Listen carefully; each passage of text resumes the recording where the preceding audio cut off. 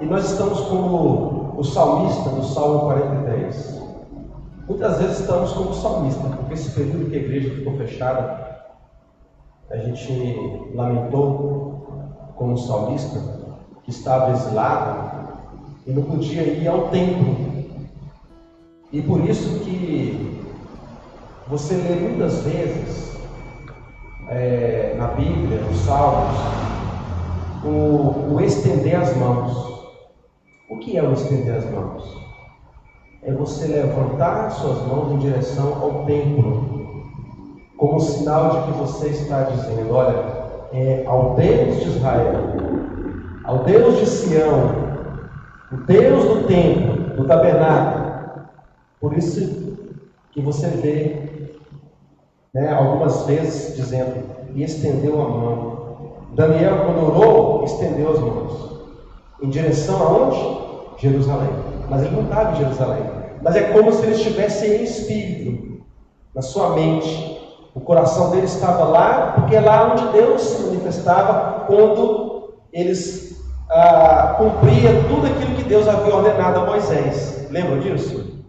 Então, por isso que os judeus que não podiam estar no templo, eles simbolicamente, em sua mente, em seu espírito, estavam fazendo referência à presença de Deus, que se manifestava no templo, estendendo as suas mãos, sabendo que Deus pode ouvi-los em qualquer lugar. Eles sabiam disso, que Deus é onisciente e onipresente, mas lamentavam profundamente por não poder estar lá. Assim, hoje, na igreja, é o congregar.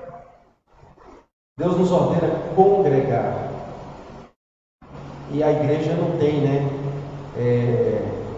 essa limitação geográfica, tem que congregar na cidade tal, no lugar tal. É ali que Deus manifesta. Não, aonde o povo de Deus se reúne, ali Deus se manifesta. Ali Deus está presente. Essa é a nova aliança, Na nova aliança, Deus, Ele age dessa forma especial para conosco, quando a igreja se reúne em nome dele. Então, Salmo 43 diz, Salmo 43, desejos pelo santuário. E aplicando para nós, vamos ler com esse espírito em mente: desejo por congregar. Coloque isso em sua mente: desejo por congregar. Enquanto eu faço a leitura: faze-me justiça, ó Deus, e pleiteia a minha causa contra a nação contenciosa. Livra-me do homem fraudulento e injusto, pois tu és o Deus da minha fortaleza. Por que me rejeitas? Por que hei de andar eu lamentando sob a opressão dos meus inimigos? Envia a tua luz e a tua verdade, para que me guiem e me levem ao teu santo monte e aos teus tabernáculos. Então irei ao altar de Deus que é a minha grande alegria.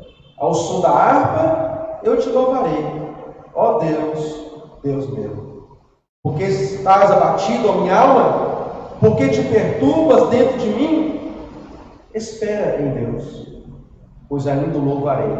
A Ele, meu auxílio e Deus meu. Amém. A nossa alma pode ficar abatida. Pode sim. Podemos ficar até deprimidos, muito tristes. Mas nós temos um Deus em quem podemos confiar e esperar. Um Deus que supre as nossas necessidades. Nele encontramos força e alegria. Nele encontramos força e alegria. Bem, amados, louvado seja Deus. Nós vamos então encerrar essa nossa série de estudos. A nossa próxima série de estudos, eu ainda não decidi, mas eu tenho alguns temas que eu tenho estudado pessoalmente, e eu devo estar trazendo um desses temas que eu entendo que seja uma necessidade para a Igreja Batista Memorial.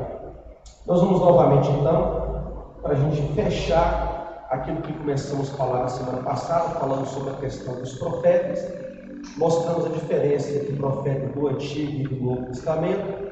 Há diferenças, claro, há grandes diferenças, porque os profetas do Antigo Testamento, com aquele ofício, com aquele ministério, eles não existem mais, porque eles foram fundacionais. Deixaram um conjunto de revelação, de doutrinas, e assim como os apóstolos foram os profetas da nova aliança. Então, assim como foram os profetas da antiga aliança, foram os apóstolos para a nova aliança, deixando para nós, né, esse conjunto de doutrina, de verdades, que não podem mais ser acrescentadas. Ou seja, Deus não está revelando mais verdades doutrinárias. Não há mais verdades doutrinárias a serem reveladas. Deus já deixou tudo para nós. Então, quando Jesus veio ao mundo, Ele trouxe a palavra final de Deus, cumpriu todos os ofícios da antiga aliança, né, da lei e os ofícios, né, e dos rituais, cumpriu toda a lei. E, através dos apóstolos, estabeleceu a doutrina da igreja. Porque os apóstolos são colocados como colunas. É só ler Efésios, capítulo 2, ali nos últimos versículos. Ali diz que nós estamos sob o fundamento dos apóstolos e dos profetas. E Cristo é a principal pedra. Então, fechou, né? Deixou bem claro isso, mostrando que se a coluna, o fundamento foi lançado, o que falta agora para terminar o templo? Colocar as pedras, né? Levantar as paredes. Quando você começa a levantar o muro, né? E você vai chegar ali no telhado, né? No terraço, você não vai jogar outro fundamento por cima. O fundamento já foi lançado. Não vai lançar fundamento de novo, vai? Não. O fundamento já foi lançado. Então, é sobre esse fundamento que toda a verdadeira igreja deve ser construída. Então, se nós queremos ser uma igreja verdadeira, nós precisamos estar sobre esse fundamento. Cristo, a pedra angular. Né? Uma igreja deve ser, então, uma igreja apostólica, no sentido de que é uma igreja que aceita o Novo Testamento como palavra de Deus, final e última. Então nós temos o Antigo Testamento, que também é a palavra de Deus, e o Novo Testamento mostrando todo o cumprimento da antiga aliança e a nova realidade que nós estamos vivendo em Cristo Jesus. Então fechou. Então, nesse sentido, não existem mais apóstolos e nem profetas. Não existe apóstolo e nem profeta hoje. Ou seja, alguém que se levanta dizendo: esse aqui é um profeta das nações. Não existe profeta das nações. Ah, mas Deus pode dar o dom de profetas? Eu creio que pode. Tem pessoas que têm o dom de profetas. Mas o que é profetizar? É trazer novas revelações, novas doutrinas? Não, é diferente. É uma pessoa com a capacidade de comunicar a verdade de Deus com eficácia, aplicando e entendendo o sentido da palavra de Deus, aplicando a necessidade local, da igreja local. É uma das coisas que a gente viu na semana passada, foi isso, a diferença. Veja, um profeta da Bíblia, da antiga aliança, o ministério dele é universal. É universal. Vou citar aqui o profeta Isaías. Ele foi levantado como profeta, boca de Deus. E o ministério de Isaías serve até hoje para nós, não serve? É universal. Agora pega qualquer um no Novo Testamento que diz que é profeta. A Bíblia fala, a igreja tinha profetas lá no livro de Atos. Cita profetas. Mas nenhum desses profetas são para todas as igrejas. Eles foram úteis com seus dons localmente, nas suas igrejas ali. Eles foram úteis nas suas igrejas. Não é isso? É muito perceptível isso. Você vê isso na carta aos Coríntios, quando Paulo fala sobre profetas aqui, pessoas que tinham o dom de comunicar a verdade para exortar, consolar a igreja, consolar os irmãos, assim como todos os dons servem para edificação. Assim são as línguas também. Se as línguas forem traduzidas, interpretadas, vai edificar quem está ouvindo. Se a pessoa está falando alguma palavra de Deus, algum ensinamento, um outro idioma. Bom, esse negócio de língua já falou muito. Não vamos falar de novo, não é? Então vamos ler aqui os versículos 29 a 33, que nós já lemos, né? A partir do 29. 29 a 33. Eu vou ler na minha tradução. Os irmãos podem acompanhar. Então, tratando-se de profetas, fale apenas 2 ou 3 e outros julguem. Se, porém, vier revelação a outrem que esteja sentado, cale-se o primeiro, porque todos podereis profetizar, um após o outro. Ou seja, todos aqueles que têm um dom de profeta. Não está dizendo que todo mundo tem um dom de profeta. Não está dizendo isso. E aí o que Paulo vai dizer? Para todos aprenderem e serem consolados. Então, vai haver ensinamento e vai haver consolo, refrigério, através da palavra do profeta. Porque Deus não é de confusão, e sim de paz, como em todas as igrejas dos santos. Então, nós temos aqui, muito breve, né, Paulo dando algumas regras, algumas diretrizes sobre o uso do dom de profecia na igreja local. Agora, eu confesso aos irmãos uma coisa: a natureza exata, mais minuciosa possível, mais minuciosa da mente de Paulo quando escreveu isso aqui, eu confesso que eu não entendo tudo. Eu confesso para os irmãos que eu não entendo. Porque eu não posso me basear em experiências de hoje.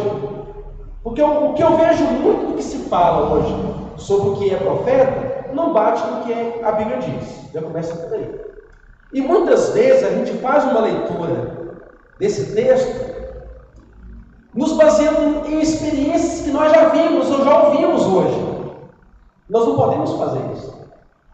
A gente sabe que muitas igrejas afirmam que tem profetas. Nós temos profetas aqui na nossa igreja. E muitas vezes você chega lá para conversar, ou para participar de um culto, ou conversar com a pessoa, pedir para a pessoa orar por você, e de repente a pessoa começa a falar: olha, Deus está me dizendo isso para a sua vida. E nós dizemos: opa, esse é profeta. Será que é isso que o Espírito está falando? Não é? Será que é apenas dizer coisas da sua vida que você não sabe? Será que é apenas isso? Porque muitas vezes a impressão é essa que as pessoas têm. Não estou dizendo que isso não pode acontecer, não estou dizendo isso. Mas muitas vezes é essa a ideia que nós temos de profeta hoje, no meio evangélico que eu falo, no geral. Não é? É alguém que simplesmente, quando começa a falar alguma coisa, olha, Deus está me dizendo, né, que a irmã Miriam foi atravessar a rua, né, mas aí o carro quase que pegou nela, mas Deus deu livramento. Aí é verdade mesmo, o carro quase que pegou mesmo. Mas Deus estava lá e te deu o livramento. Será que é isso que é o dom de profecia? Aí ela fica feliz. Será que para a irmã Miriam ficar feliz, contente com o livramento, será que a palavra de Deus já registrada já não é suficiente para ela se alegrar com o livramento que Deus já deu a ela? É necessário que Deus agora, o Espírito Santo, fique cochichando no ouvido de alguém para falar isso com ela? Aí, peraí, quer dizer que então que Deus realmente viu porque falou com fulano, com a profeta lá ou com o profeta, entenderam? Eu acho isso muito perigoso. Igreja que começa a buscar esse tipo de experiência. Porque sabemos que os espíritos malignos estão aí soltos. Eles comunicam coisas que acontecem em nossas vidas. Você vai no espiritismo, acontece a mesma coisa. Eles falam de coisas sobre a sua vida, falam quem foi seu avô, sua avó, eles contam tudo a sua vida. Os demônios sabem, tem informação. Eles buscam no arquivo lá, eles vão atrás. Tem uma hierarquia de demônios aí, conta toda a sua vida, investiga a sua vida, aí vai lá no médium e conta toda a sua vida. E aí? É Deus? Então, você não vê essa ideia no texto. Assim. O dom de profecia era confrontar a pessoa com a verdade de Deus de uma forma muito pessoal, claro. É uma aplicação direta da verdade do Evangelho, da verdade bíblica, à necessidade que os irmãos estavam tendo naquele momento. A aplicação da verdade de Deus, à necessidade que aqueles irmãos estavam tendo naquele momento. Poderia acontecer alguma previsão futura? Poderia acontecer, sim. Nós temos um exemplo no livro de Atos, né, de Ágapo, né, Atos 21, se alguém puder abrir aí, olha o que diz lá, Atos 21, versículo 10 e 11. Nós temos um exemplo de Ágapo, que era um desses homens que tinha o dom de profeta e que falou para Paulo: olha, Paulo, você vai ser apanhado, eles vão tentar te matar, olha só, você vai ser preso pelos judeus, olha só. E demorando-nos ali por muitos dias, chegou na Judéia um profeta, por nome Ágapo, versículo 11. E vindo ter conosco, tomou a cinta de Paulo e, ligando-se os seus próprios pés e mãos, disse, ou seja, como querendo dizer que Paulo seria amarrado, né? Ele pegou o cinto de Paulo e prendeu nas suas próprias mãos, nos seus próprios pés, né? Ilustrando o que ele tinha para dizer para Paulo, né? E disse: isto diz o Espírito Santo, assim ligarão os judeus em Jerusalém o homem de quem é esta cinta, e o entregarão nas mãos dos gentios. Então, mais na frente você vê, né, a tentativa dos judeus de entregar Paulo nas mãos dos gentios, dos romanos, para que Paulo pudesse ser preso, para que Paulo pudesse ser morto.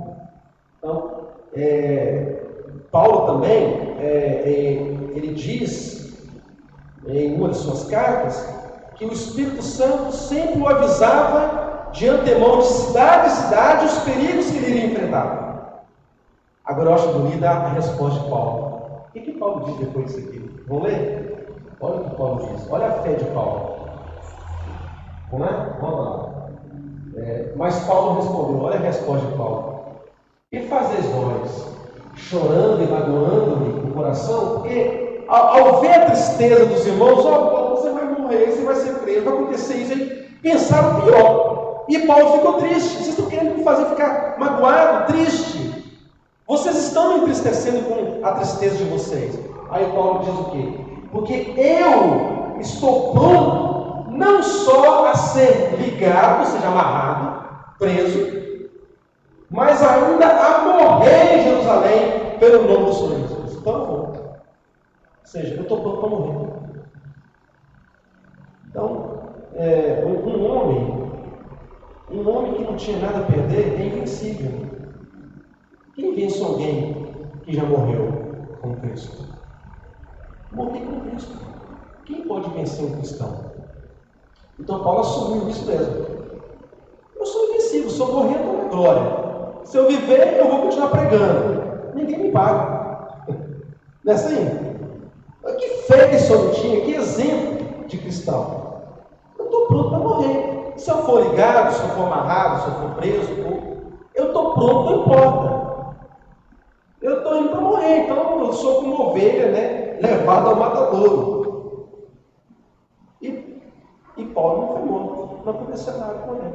Ele foi livre. Deus o libertou, e muitas vezes Deus libertou Paulo. Estava perto de morrer, Deus dava um escape para ele, até chegar, né, aos seus 60 anos, mais ou menos. Paulo deve ter falecido com seus 64 anos, estava novo ainda, né, Jorge? 60 anos não está novo ainda, não está forte ainda. Mas Paulo tinha um vigor fora do normal. Estava ouvindo um estudo sobre Paulo, que se Paulo teve uma graça de Deus, sim, Paulo teve uma capacitação de Deus tão grande, que se fosse qualquer um de nós, já tinha pirado, como se diz, né? Não aguentava. Paulo teve uma força, como é que fala? Teve um suprimento de graça muito maior do que a maioria das pessoas. para suportar tudo que ele suportou, para passar por ele passou. Ele foi um gigante realmente espiritual, como pouquíssimas pessoas foram, entenderam? Ele foi realmente uma coluna, um gigante, né? Eu recomendo muito uma narração do Josemar Bessa, falando sobre Charles Spurgeon. Procure lá.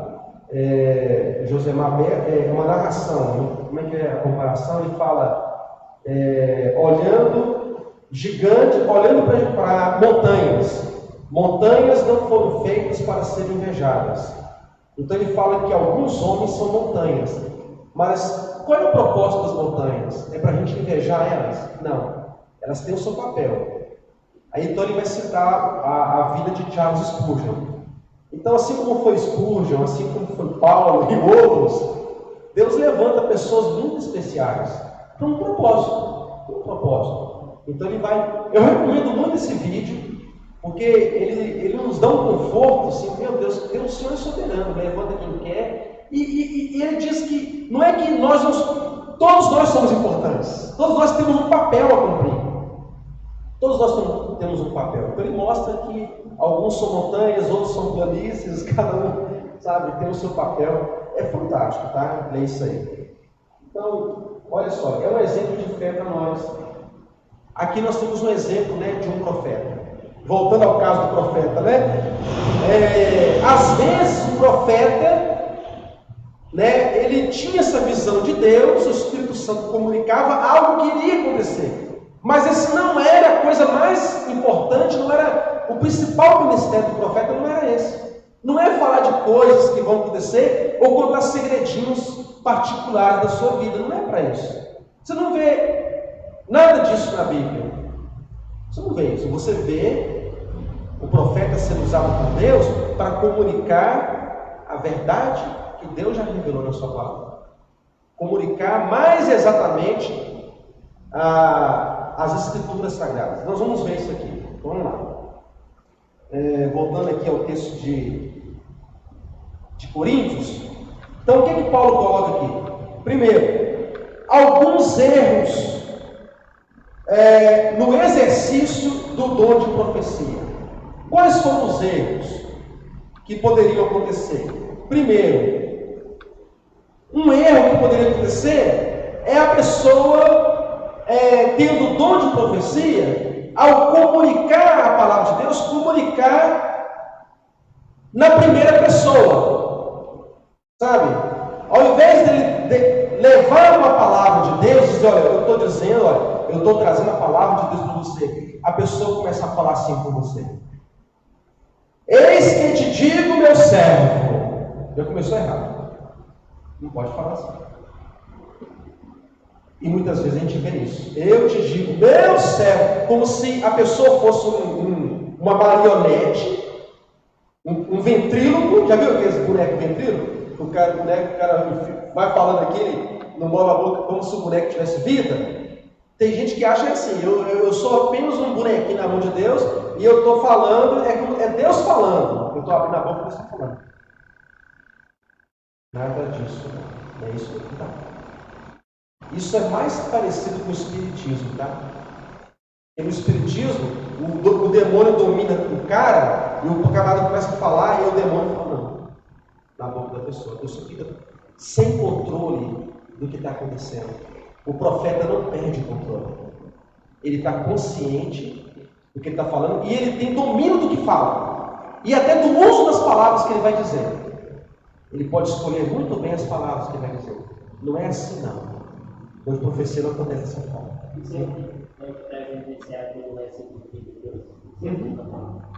Como é que é? Pode. Está sujeito aos profetas. Isso. O espírito dos profetas está sujeito aos. Então não é uma coisa sem controle, sem domínio. Não vou chegar lá, né?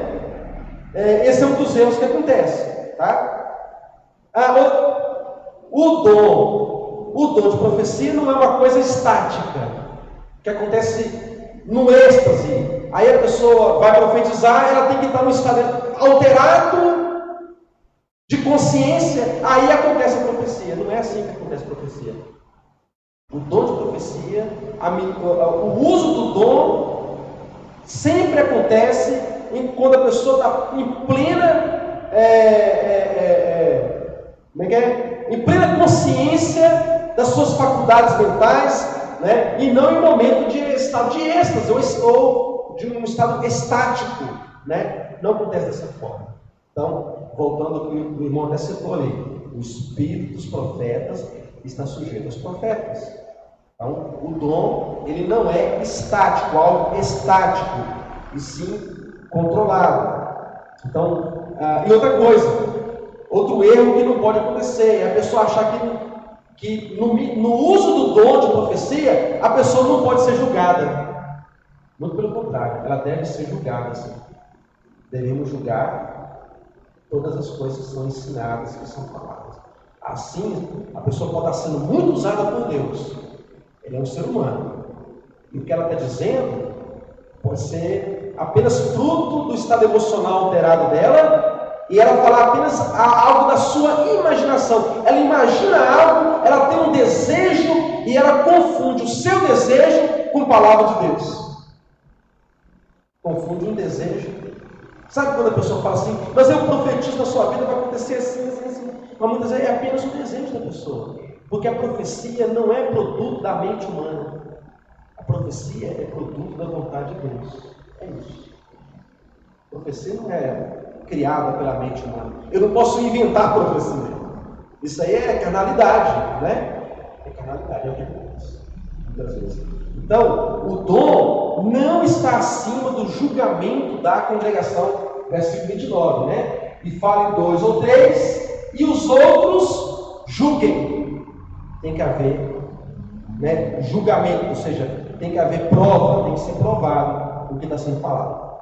Segunda coisa, o dom de profecia precisa ser provado. Então, eu citei algumas coisas importantes aqui para a gente provar o dom de profecias. Eu vou até um pouco além do texto aqui de Corinto, tá? Nós vamos citar outros textos. Primeira coisa, você quer provar um profeta? Ele que está glorificando a Deus? Ele está exaltando a Deus? Ou ele está apenas tentando agradar o coração humano? Que muitas vezes é isso. Algumas pessoas que se dizem profetas, muitas vezes está apenas tentando acalentar o coração do ser humano. Não está querendo glorificar a Deus. Ou se promovendo, claro. Muitas vezes se promovendo, né? 1 Pedro 4, o que diz lá? 1 Pedro 4, 10 e 11. Quem achar aí pode ler.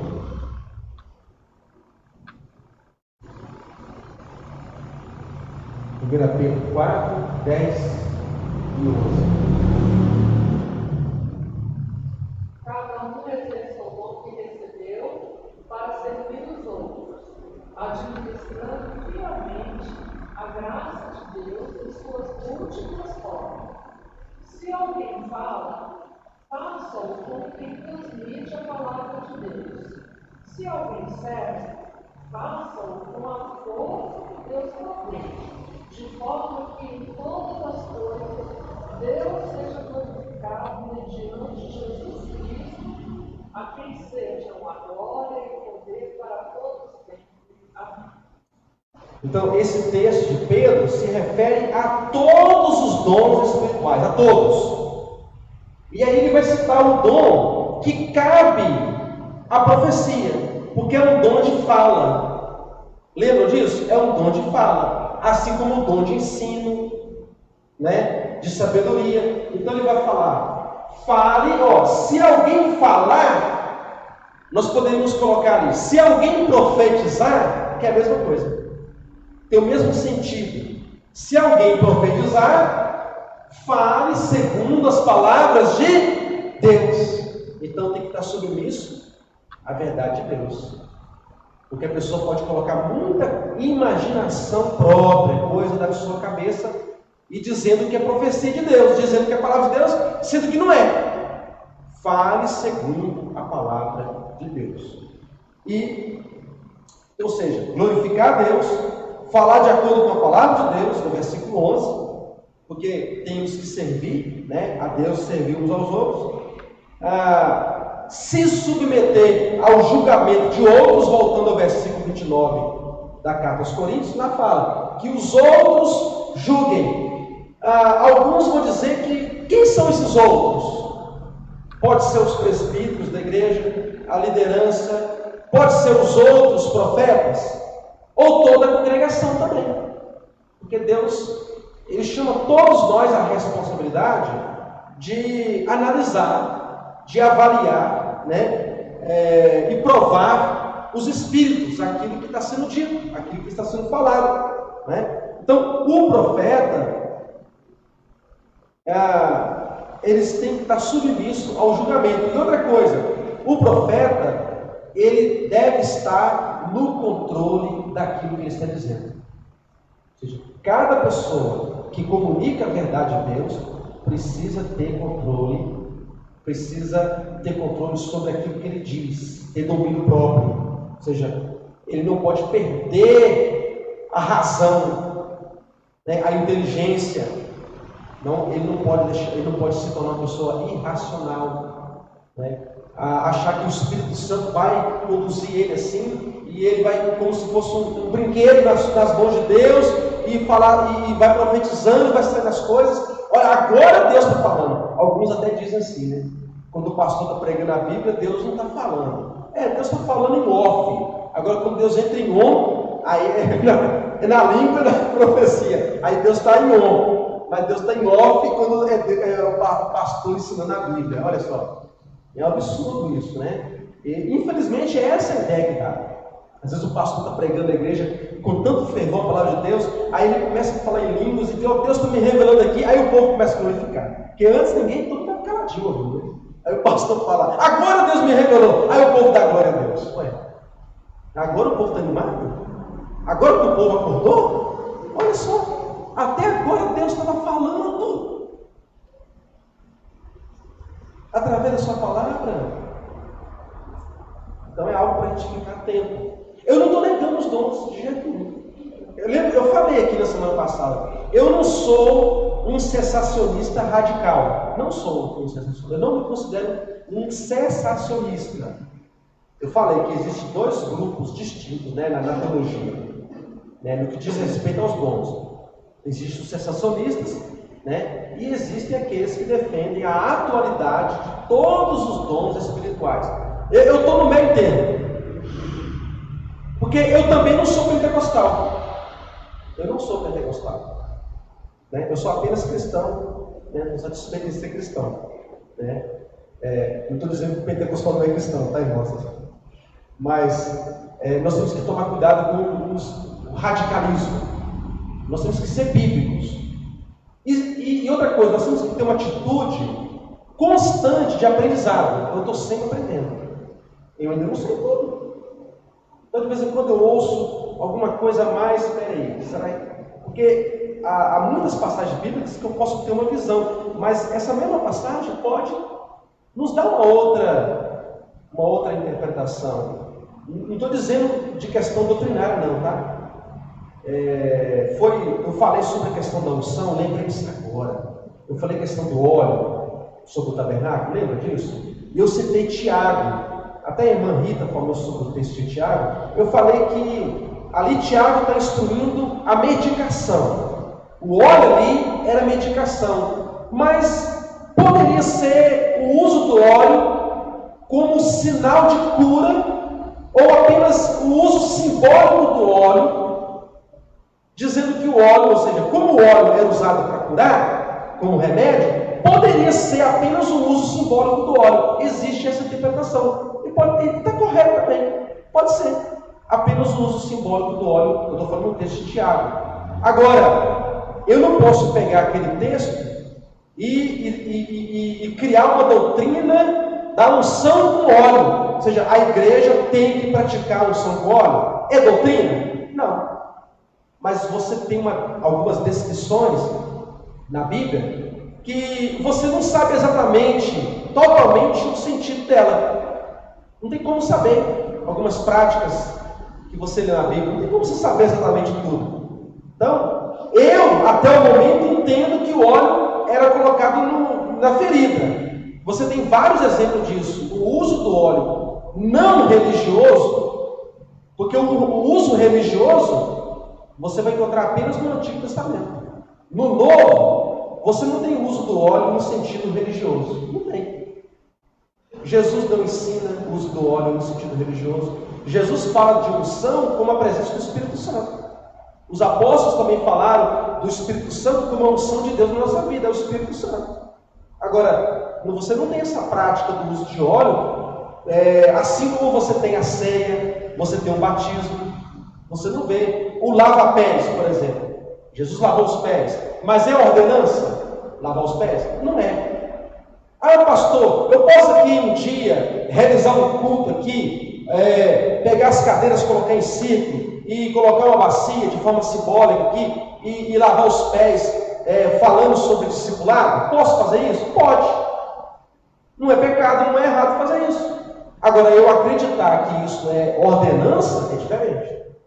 Não é ordenança. Deus não está mandando a gente fazer isso. Mas pode fazer um dia ou outro, né? Pode. Eu acho até bonito, né? Eu tenho colegas que fazem algumas igrejas que eu já assisti, já participei, né? Então, eu achei muito bonito, né? Aquele momento ali de lavar os pés, né? Replicando o que Jesus fez com os apóstolos e trazendo ensinamentos sobre discipulado, sobre humildade, sobre o que é servir, né?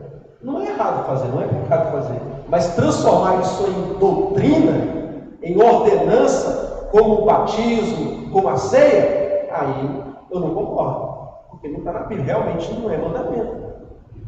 Deu para compreender, gente? Está claro, né? Bom, a gente está sempre aprendendo. Então, nesse sentido, eu não me coloco do lado sensacionista, eu estou aberto sim. Mas só que eu entendo o seguinte: você não vai ter a manifestação dos dons de sinais, milagre, profecia e língua com a mesma efusão que teve no início da igreja. Não vai ter. Não vai ter. Deus não prometeu isso. Achar que a igreja avivada é a igreja que mais tem dom de cura, língua e profecia, é errado pensar isso. Houve muitos avivamentos e não aconteceu língua, não teve dom de cura ali. E houve muitos avivamentos de pessoas que entregaram suas vidas para missões, irmãos, sabe? E morreram lá no campo missionário. E deram suas vidas, venderam tudo que tinham para pregar o evangelho a povos não alcançados, arriscaram sua vida, abriram, né, o campo missionário lá, e depois que eles se tornaram mártires, Deus abriu portas para muitos missionários. Uma fé, uma coragem extraordinária, pessoas que foram muito usadas por Deus, que foram cheias do Espírito Santo, mas não falaram língua estranha, não tiveram o dom de profecia, nada disso. Não tiveram o dom de cura e não foram usados por Deus. Misericórdia, né? E falaram para pessoas e as pessoas se converteram. Leia a história de David Brainerd, que foi pregar os índios americanos. O sogro dele foi o maior teólogo da América, Jonathan Edwards, o sogro dele. Quase sogro, né? Queria casar com a filha dele. E morreu nos braços do futuro sogro. Ele morreu com 29 anos de idade, se não estou enganado. Ele de tuberculose. David Brainerd, ele estava pregando para os índios, ele encontrou um índio que falava inglês e começou a pregar para uma tribo. O índio estava bêbado. E quando ele traduzia, os índios começavam a chorar e começavam a chorar e se converter. E o tradutor estava bêbado. E os índios se convertiam. Dele dormir debaixo, não sei, ele fazia aquela barraquinha ali, dormir na neve, no chão, aquele chão nevasque, enfrentando chuva, e levou o evangelho para os índios.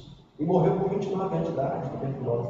Aí a biografia dele foi escrita, a editora Fiel lançou até no Brasil, foi traduzida para outros idiomas, foi lido na Europa, e esse livrinho despertou muitos missionários.